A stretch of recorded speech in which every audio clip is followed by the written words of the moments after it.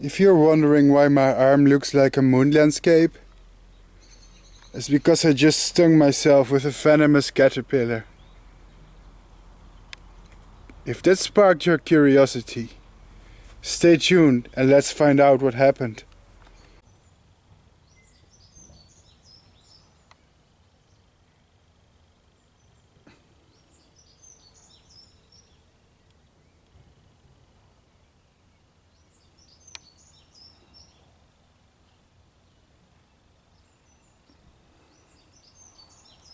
Hello there everyone, and I'm your favorite online entomologist Bart.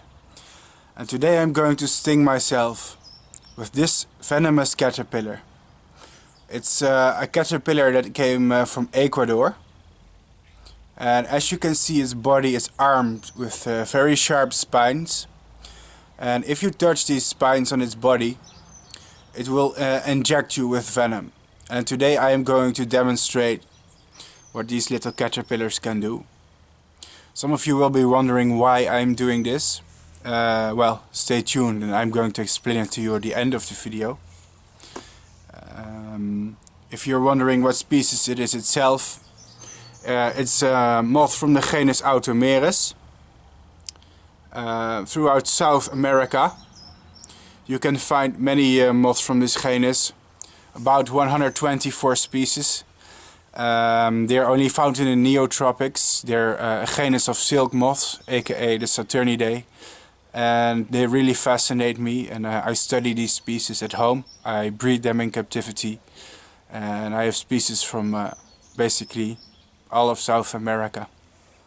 So today I'm going to demonstrate the defense mechanism, so let's find out. Stinging myself is actually really simple. I will just point the camera at the lower bit of my forearm, and after that I'm going to make contact with this caterpillar. As soon as the toxic spines touch my skin, then basically what happens is they will inject venom, and we are going to see the effects of it on my arm. This is going to hurt. Okay. That's it basically. You won't see the effects immediately. This usually takes about 10 minutes to take its full effect. It already hurts. It's like a burning sensation. That's it. The damage is done, but it's not yet visible. My arm still looks normal. So what we're gonna do is we're gonna check back in a few minutes. Okay, so I am 1 minute in, and it's a sort of burning sensation. As if my skin is really warm, almost as if it's on fire. Well, it's not that intense. It's more like I poured like pure alcohol over it and it's burning. I already see a little bit of rash here too, but it's just starting to form, so let's wait a little bit more. Okay, so I'm like 3 minutes in, and a lot of bumps are forming on my arm. It feels uncomfortable, and this is the phenomenon called contact urticaria. And I believe this is a immune response of the body. As for the pain, it's there, but it's bearable. It's basically still burning. It feels like a really intense nettle sting. Okay, so I'm like 5 minutes in, and the damage is really starting to become clear here.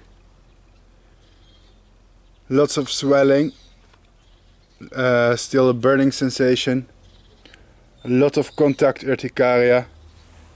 These Automeris caterpillars can have really potent venom, as you can see, which makes them that more fascinating to me. Okay, so we are like 6 minutes in, and it's taking its full effect now. The pain is still mild, like a 5 out of 10 or a 6 out of 10, although I wouldn't recommend it. I also have to say I've experienced a lot of sting like this, so maybe I'm a a little bit more used to it than the average person. If you never experienced it before, it may be more painful. Well, that's it. That's the end of it. We're like 9 to 10 minutes in, and this is the worst it's gonna be. It feels numb and still a little bit painful, but the worst of it is already past. It's really akin to a strong nettle sting. I think if you look at the toxicology, most of the chemicals in the venom will be neurotransmitters. So basically the ones responsible for causing pain or a burning sensation. But nothing that's not contemporary. So that was been a fun and painful experiment. Oh, hi there. Here comes the obligatory "don't try this at home" part of my video. I have a few compelling arguments why you shouldn't try this at home. First of all, there are many venomous caterpillars in this world, and some of them are only mildly toxic and will cause some rashes or maybe some skin irritation, but generally they aren't dangerous. However, there are also a few species that could be deadly. Now, I have a lot of experience with breeding moths, and you probably don't. So, truth is, if you are somewhere in the tropics, then chances are that you aren't sure which species can be life-threatening and what species are just mildly toxic. So, if you follow my channel for a long time, you would know that I breed a lot of moths. I have a lot of experience with handling toxic caterpillars.